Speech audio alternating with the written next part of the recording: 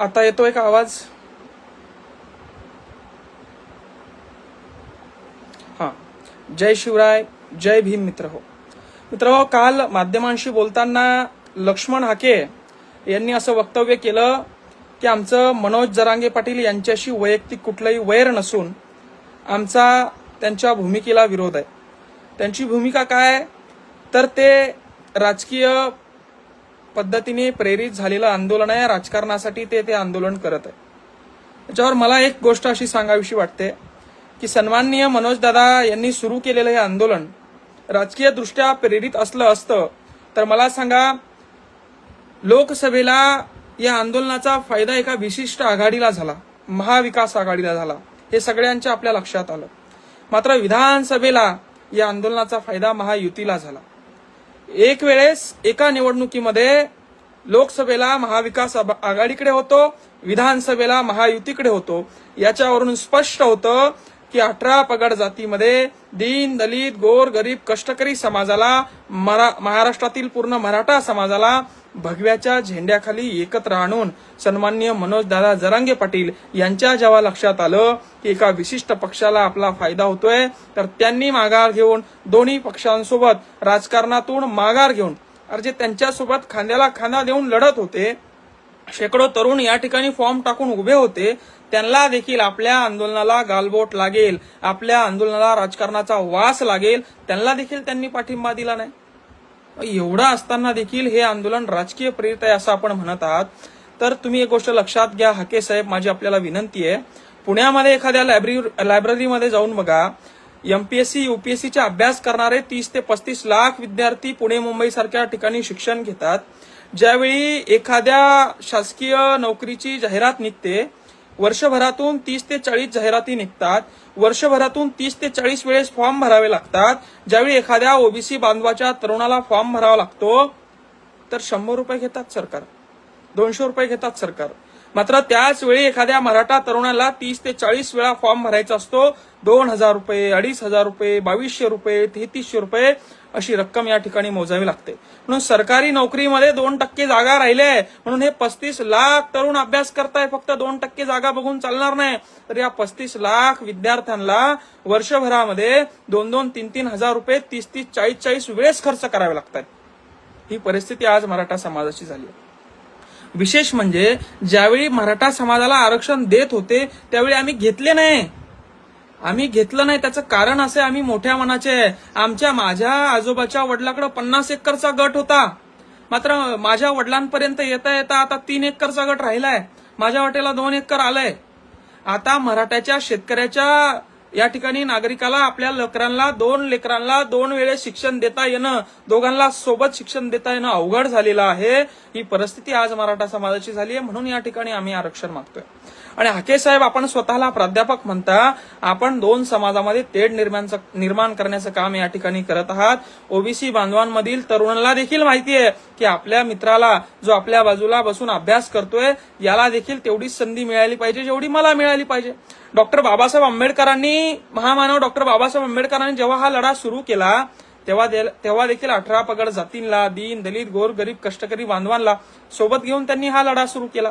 आज ते असले असते तर ते या लढ्यात देखील त्यांनी मराठा समाजासाठी देखील त्यांनी त्याग केला असता, त्यांनी संघर्ष केला असता. मग अशा वेळी आमच्या समाजामध्ये डॉक्टर बाबासाहेब आंबेडकर होऊन सन्माननीय मनोजदादा जरांगे पाटील हे जर का काय आमच्यासाठी करत असतील तर आम्ही सगळे हे वेदावे बाजूला ठेवून त्यांच्या सोबत आज आहोत. तुम्ही विरोध करताय, राजकारण तुम्ही करतायत, तुम्हाला मोठं व्हायचंय, तुम्हाला माहिती आहे त्यांना बोलल्यानंतर तुम्हाला या ठिकाणी प्रसिद्धी मिळणार आहे. तुम्ही म्हणता ते फडणवीस साहेबाला वारंवार का बोलता.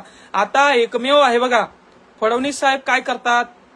फडणवीस साहेबांना मला वाटतं पंतप्रधान होण्याचे स्वप्न त्यांनी बघितले. त्यांना माहिती आहे ओबीसी समाजाला हाताशी धरलं की तरच आपल्याला केंद्राचं नेतृत्व मिळू शकतं. ते केंद्राचे जे विरोधी पक्षनेते त्यांना बोलतात, त्यांच्या डोक्यात वेगळाच काहीतरी गेम सुरू आहे फडणवीस साहेबांच्या. मग ते काय म्हणतात, ओबीसी आमचा डीएनए, मी ओबीसीच्या बाजूने उभं राहणार आहे. अरे बाबा, तुम्ही मुख्यमंत्री आहात, पण आमच्या बाजूने कोण उभं राहणार आहे. आमच्या मराठ्यांची भावना, आमच्या वेदना कोण समजून घेणार आहे. आमचा जर का एखादा मराठा नेता, आमचे जर का मंत्री एखादा म्हणला असता की नाही मी मराठ्याच्या बाजूने उभं राहणार आहे, माझ्या देखील रक्तामध्ये छत्रपती शिवरायांचं रक्त या ठिकाणी सळसळ करतं, तर आम्ही फडणवीस साहेबांना बोललो नसतो. पण एक मुख्यमंत्री पदावर असलेला माणूस एका विशिष्ट समाजाची पाठिंबा घेतोय, त्यांना पाठिंबा देतोय आणि आम्हाला वाऱ्यावर सोडतोय, म्हणून त्यांना सन्माननीय मनोजदादा हे टार्गेट करत असतात, त्यांनाच बोलत असतात. त्यांनी जर म्हटलं सर्व समाज बांधव मला सेम आहे, मराठा समाजाची परिस्थिती देखील आता त्यांना दिसतंय.